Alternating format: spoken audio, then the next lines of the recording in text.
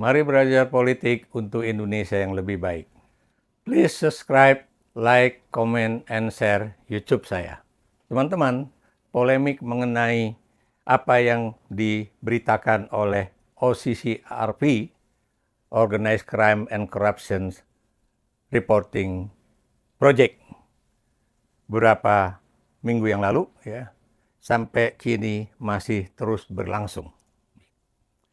Mereka yang menjadi pendukung Joko Widodo, ya, masih terus ada yang pasang badan, mengatakan bahwa Jokowi tidak korupsi.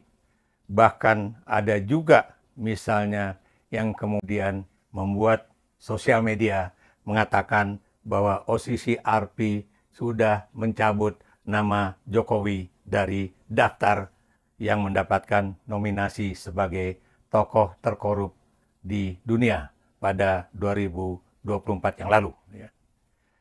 Nah, kalau kita perhatikan, ya, polemik ini tentunya tidak akan selesai, ya.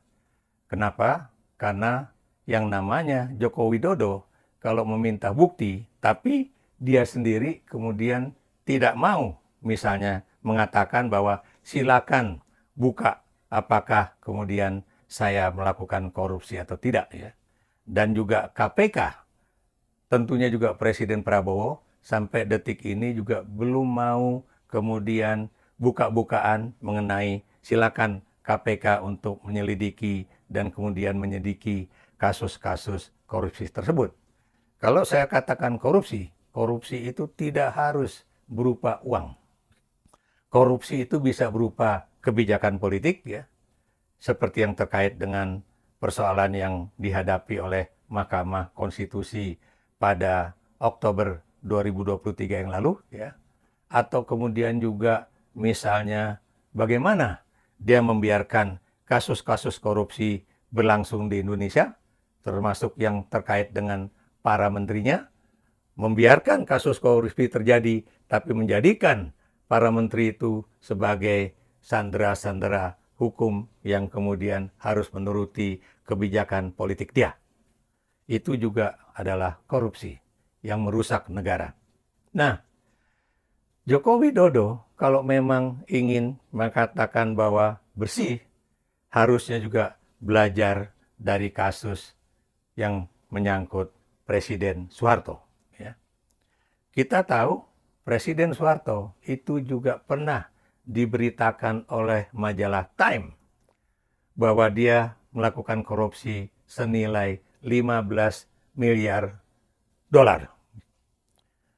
Dan kita tahu kasus itu masuk ke dalam pengadilan di Republik Indonesia ini, dan kemudian juga sampai ke kasasi, ya, yang tertinggi, ya. Dan akhirnya walaupun masa pengadilan itu berjenjang cukup lama, 10 tahun, ya, tapi akhirnya Mahkamah Agung menetapkan bahwa tidak ada kerusakan nama baik yang diterima oleh Soeharto akibat dari kasus pemberitaan oleh majalah Time tersebut, ya.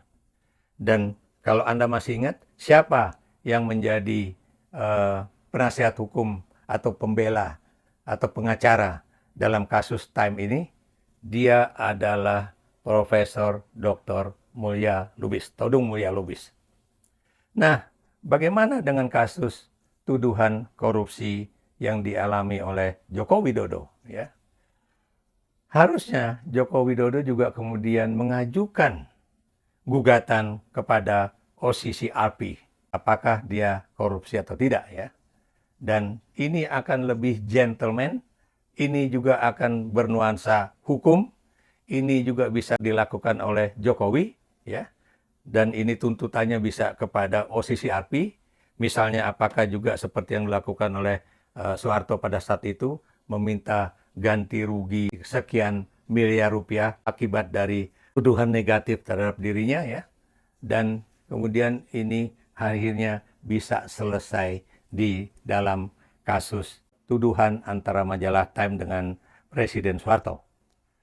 Masalah penghinaan, masalah kemudian pencemaran nama baik pernah juga terjadi dalam kasus keluarga Lee Kuan Yew, ya, BG Lee atau Brigadir Jenderal Lee Hsien Loong, ya, yang dilakukan oleh Bloomberg, yang dilakukan oleh International Herald Tribune, dan juga dilakukan oleh The Economist. Ya.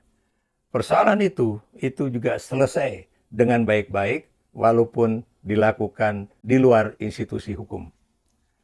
Nah, kalau memang Jokowi itu merasa dirinya bersih, ya, lakukan saja tuntutan kepada OCCRP, ajukan ke pengadilan di Indonesia bahwa dia menuntut OCCRP, dan biarlah pengadilan itu berjalan, ya, seperti juga yang terjadi pada kasus antara Time dan Soeharto itu sampai 10 tahun. Pengadilan, kemudian naik tingkat ke pengadilan tinggi, kemudian Mahkamah Agung, dan kemudian sampai ke kasasi Mahkamah Agung.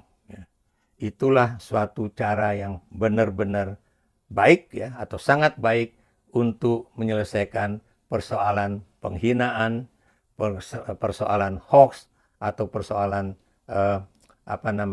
negatif thinking, ataupun mematikan karakter atau karakter assassinations kepada diri seorang pejabat, ya, apalagi ini seorang pejabat tinggi yaitu presiden.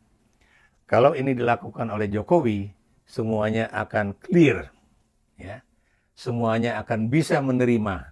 Nggak ada lagi orang mengatakan bahwa buktikan, ya, buktikan di pengadilan, buktikan ini, tanpa kemudian Jokowi sendiri berani mengajukan persoalan ini ke pengadilan, ya.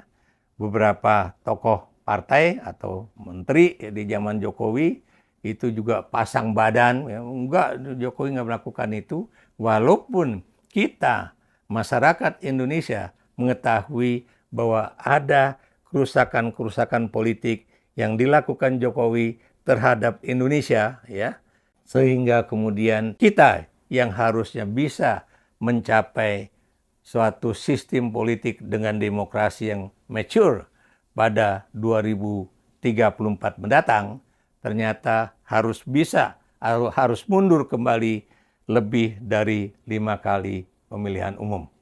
Belum lagi kasus-kasus tuduhan korupsi yang dilakukan oleh Jokowi dan juga anak-anaknya dan juga mantunya, ya, baik itu yang bersifat kecil-kecilan ataupun yang jumlahnya sampai ke triliunan rupiah.